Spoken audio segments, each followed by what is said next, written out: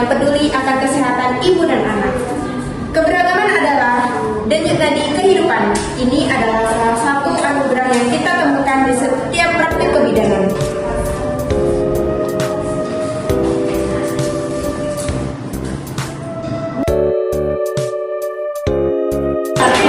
Pagi ibu-ibu. Pagi ibu-ibu.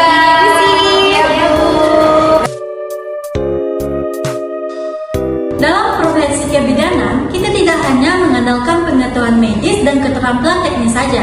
Ada satu fondasi krusial yang mengikat semuanya, seperti moralitas, terlebih lagi di lingkungan multikultur. Moralitas membimbing kita untuk melayani tidak hanya dengan terampil, tetapi juga dengan hati yang tulus, menghormati setiap individu dan merangkul setiap perbedaan.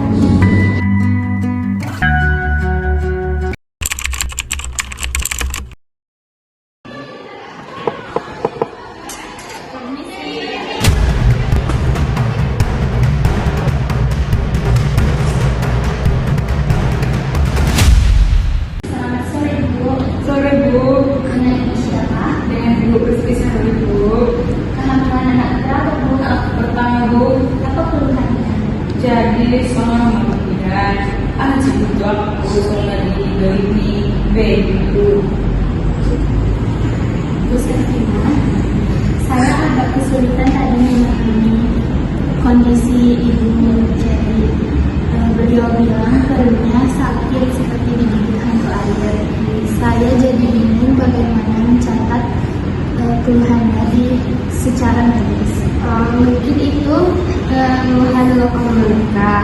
Mungkin maksudnya nyeri melilit atau karam perut. Kita perlu peka terhadap metafora budaya mereka, Bu Nadia. Jadi, hambatan komunikasi adalah tantangan nyata, isyarat dan verbal, idiom, bahkan cara untuk mengungkapkan rasa sakit bisa sangat berbeda.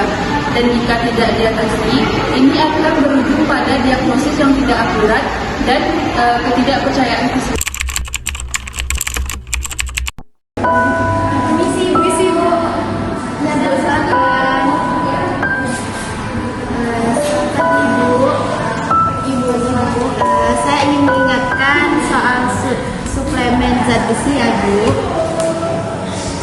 Maaf ya Bu sebelumnya, tapi kalau menurut tradisi kami itu zat besi dianggap panas bagi tubuh Ibu. Kami khawatir Devi merasa tidak nyaman dengan itu Bu. Saya paham, tapi zat besi ini sangat penting untuk mencegah anemia. Itu bisa bantu ibu tetap kuat dan bayi ibu berkembang dengan sehat. Kalau gitu gimana cara minumnya Bu supaya tidak terlalu panas? Kita bisa menyarankan ibu buat mengkonsumsi sesudah makan, dan juga ibu harus menghindari mengkonsumsi kopi maupun teh. Jika ada keluhan yang lainnya nanti bisa kita sesuaikan lagi ya Ibu. Oke, baiklah Bu, akan kami coba ya nanti. Makasih penjelasannya ya Bu ya. Permisi ya Bu. Sulit sekali ya Bu meyakini Bu Devi ini dengan keluarganya mengenai suplemen zat besi ini, karena keluarga mereka itu terlalu meyakini pantangan adat mereka.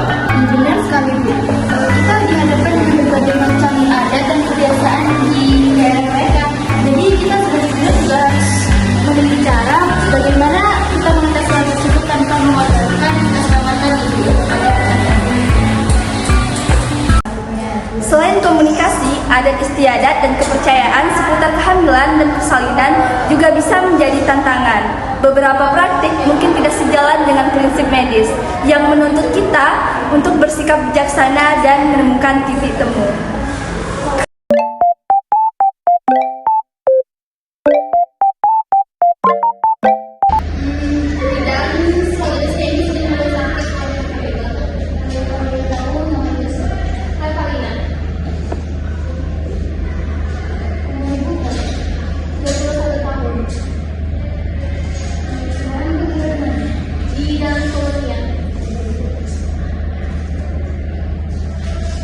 Ini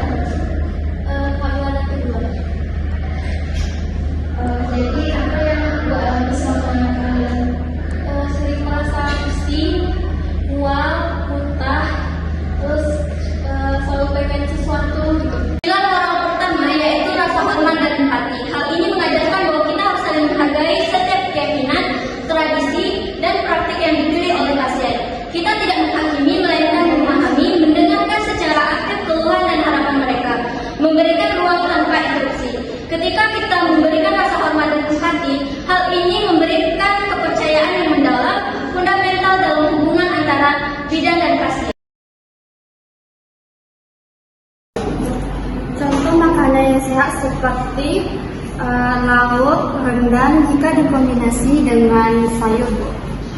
Bawa mau mangan burung singkong Bu.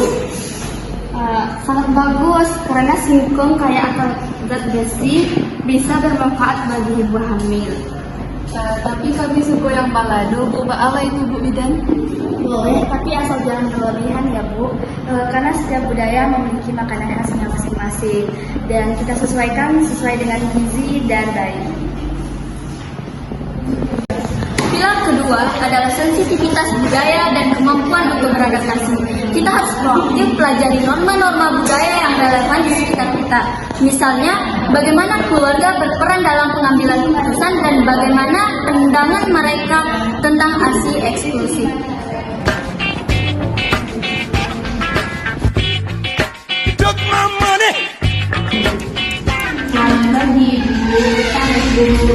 Ada yang saya bantu. Jadi begini Bu, kami mohon bisa melahirkan di rumah saja karena jauh dari fasilitas kesehatan. Saya mengerti keinginan ibu dan keluarga, tapi demi keselamatan ibu dan bayi lebih baik dilakukan di fasilitas medis. Tapi saya takut Bu, karena kami jauh dan alat transportasinya juga lumayan susah. Baik Bu, kami akan membantu koordinasi kendaraan posyandu. Ini demi menghindari risiko komplikasi. Saya tetap ingin yang terbaik untuk ibu dan bayi ibu. Kalau begitu kami pertimbangkan lagi ya Bu. Terima kasih atas penjelasannya dengan baik. Sama-sama. Yang selanjutnya adalah pilar ketiga adalah integritas dan keadilan. Integritas berarti kita selalu bertindak sesuai kode etik profesi dan standar medis, tanpa kompromi dengan siapapun. Keselamatan pasien adalah prioritas kami. Yang kedua, keadilan. Keadilan adalah berarti semua pasien tanpa memandang suku, agama, status sosial, atau tingkat pendidikan harus menerima pelayanan yang sama. Jangan pernah ada diskriminasi dalam praktik kebidanan. Terima kasih atas waktunya yang telah diluangkan Dr. Syahira. Saya ingin mendiskusikan tentang kondisi Ibu Cynthia, yang dimana Ibu Cynthia ini sedang hamil. Ibu Cynthia mengalami kekurangan gizi, tapi ada pantangan budaya yang membuat beliau enggan untuk mengonsumsi makanan tertentu. Memang penting untuk memahami kondisi medis dan juga latar belakang budayanya. Kita harus cari alternatif yang tetap aman secara medis. Saya bisa bantu buatkan menu bergizi yang sesuai dengan kebiasaan makan Ibu Cynthia. Kita sesuaikan agar tetap memenuhi kebutuhan nutrisi ibu dan janinnya. Dan saya akan mendampingi Bu Cynthia setiap kunjungannya dan bantu menjelaskan agar beliau dan keluarganya paham pentingnya asupan gizi ini. Terima kasih semuanya, kolaborasi ini sangat berarti untuk ibu dan janinnya. Sebagai bidan, kita juga memiliki tanggung jawab moral untuk mengadvokasi pasien, terutama bagi mereka yang rentan. Ini juga termasuk bekerja sama dengan dokter, ahli gizi, bahkan tokoh masyarakat untuk mencari solusi terbaik.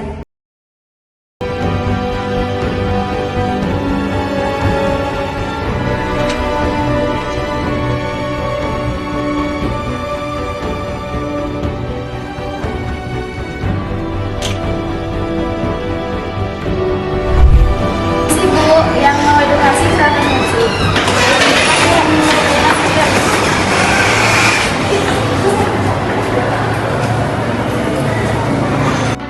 Ininya satu ya. Apa? Yang tapi nggak apa-apa nggak sih kalau beda HP? Nanti bikin This isn't the end.